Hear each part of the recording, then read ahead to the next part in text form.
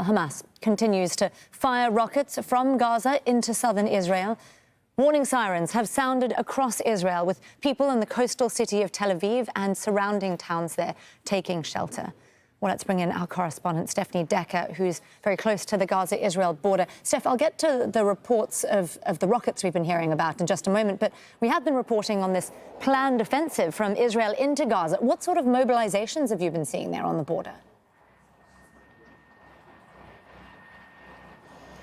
Yes, well, you can probably see behind me, and Samir will take you closer. You were just talking about that Israeli army statement that an attack from the air, the sea and the ground is imminent. What you're looking at now is a contingent of Israeli tanks stationed on the outskirts of the Gaza border. This is just a very small fraction of the military buildup, the military hardware that has been brought into these areas. Of course, it's been the largest call-up of Israeli reservists in Israel's history. So this gives you a sense of the power that the Israelis are going to use. It's just, as I said, just a small fraction of what is stationed around here that has been brought here over the last week. We saw the Israeli Prime Minister Benjamin Netanyahu yesterday talking to troops, saying the next phase was about to begin. Some leaks in the Israeli media saying that the ground offensive was expected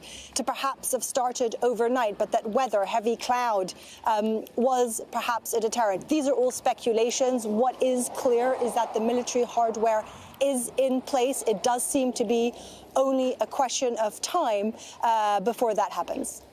Steph, let me ask you now about those rocket attacks. I know you've been experiencing those yourself. How are people there near the border holding up? Are they leaving?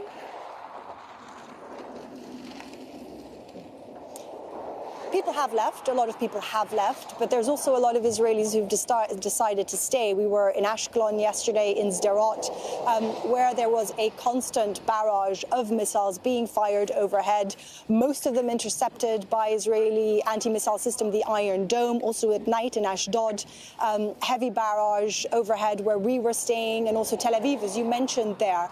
So despite the intensity, the most intense bombardment of Gaza that, we have seen throughout the period of the many wars that have happened here, they still haven't managed to take out Hamas's rocket firing capabilities. So certainly that is a reality along this border. But what you are seeing from the people living here is that they are very much behind the military. They are very much behind this war, and they're very much behind the message from the Israeli army that they want Hamas to be taken out. And of course, we do have to say, again, the distinction that 2 million civilians inside Gaza do not represent Hamas, are not responsible for the attack by Hamas, but there is a lot of anger and calls for revenge, certainly from people here. Stephanie Decker there on the ground for us near the border with Gaza on the Israeli side. Thank you very much, Steph. Well, the US Secretary of State has met the Saudi Crown Prince Mohammed bin Salman in Riyadh for more talks on the Gaza war. Antony Blinken visited the kingdom on Saturday before heading to the United Arab Emirates. In Abu Dhabi, he met the president, Sheikh Mohammed bin Zayed Al Nahyan. They discussed the need for cooperation to restore regional stability and to allow humanitarian aid into Gaza.